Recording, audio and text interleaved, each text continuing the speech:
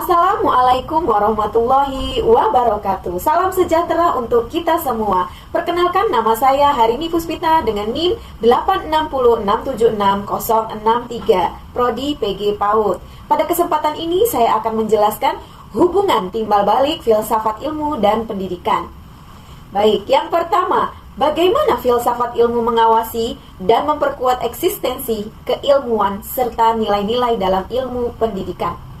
Filsafat ilmu itu mengawasi agar ilmu pengetahuan tidak melenceng dari tujuan dasarnya. Apa itu tujuan dasarnya? Membentuk manusia yang berilmu, berkarakter, dan berguna. Dari sisi keilmuan, filsafat ilmu mengatur cara kita meneliti, menyusun teori, mengembangkan pengetahuan pendidikan agar terstruktur, logis, dan dapat dipertanggungjawabkan. Dari sisi nilai-nilai, filsafat ilmu menanamkan prinsip kebenaran, kebaikan, keadilan, dan kemanusiaan. Jadi, ilmu pendidikan itu tidak hanya berisi teori, tetapi juga ada hal-hal yang baik dan benar untuk diterapkan. Yang kedua, bagaimana pendidikan yang bermakna dan bernilai turut memperkuat perkembangan filsafat ilmu?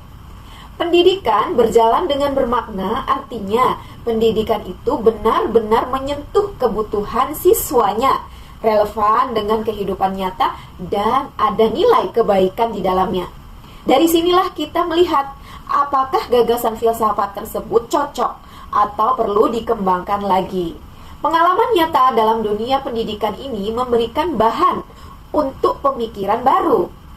Contohnya, seperti bagaimana ya cara mengajar agar siswa itu paham? Apa ya ukuran keberhasilan pendidikan? Nah, filsafat ilmu untuk memikirkan konsep baru, menyempurnakan teori, dan memperoleh pemahaman tentang hakikat, pengetahuan, dan manusia. Yang ketiga, mengapa filsafat ilmu disebut pisau analisis dalam membedah persoalan pendidikan sampai ke akarnya? Karena filsafat ilmu itu mempunyai 3 alat utama, yaitu ontologi, epistemologi, aksiologi. Ontologi itu membantu kita agar paham apa yang sebenarnya dibahas, agar tidak salah arah. Kemudian epistemologi menjelaskan cara kerja atau metode. Yang ketiga adalah aksiologi. Aksiologi ini menilai apakah sesuatu itu layak dilakukan atau tidak. Yang keempat, contoh nyata penerapannya. Yang pertama, di kebijakan kurikulum. Lihat saja kurikulum merdeka yang dipakai sekarang. Secara ontologi, kita anggap setiap anak itu unik, mempunyai bakat dan cara belajarnya yang berbeda-beda. Secara epistemologi, cara ajarnya tidak hanya ceramah, tapi lebih banyak diskusi, praktik, dan juga eksplorasi. Kemudian secara aksiologi, tujuannya agar anak itu mandiri dan siap hidup, bukan hanya pintar saja, pintar ujian saja. Nah, semua ini murni hasil pemikiran dari filsafat ilmu yang diterapkan. Yang kedua, di proses belajar mengajar. Guru bukan hanya memberikan materi, tetapi mengajak anak untuk bertanya, mencari jawaban sendiri, bahkan berdiskusi. Nah, ini didasari pandangan filsafat.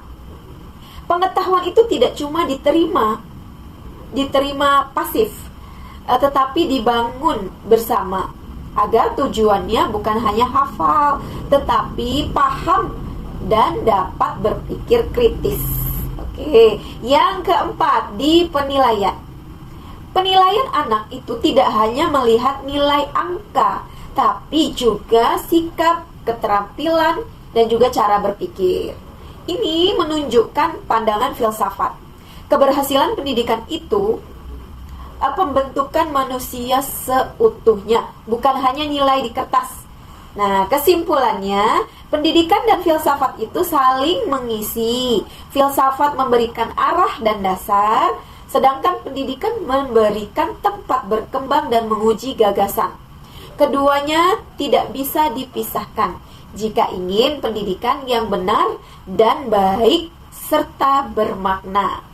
Cukup sekian penjelasan dari saya. Apabila ada kekurangan, mohon bimbingannya Bapak dosen atau tutor. Terima kasih atas waktunya. Saya ucapkan wabillahi taufiq wal hidayah. Wassalamualaikum warahmatullahi wabarakatuh.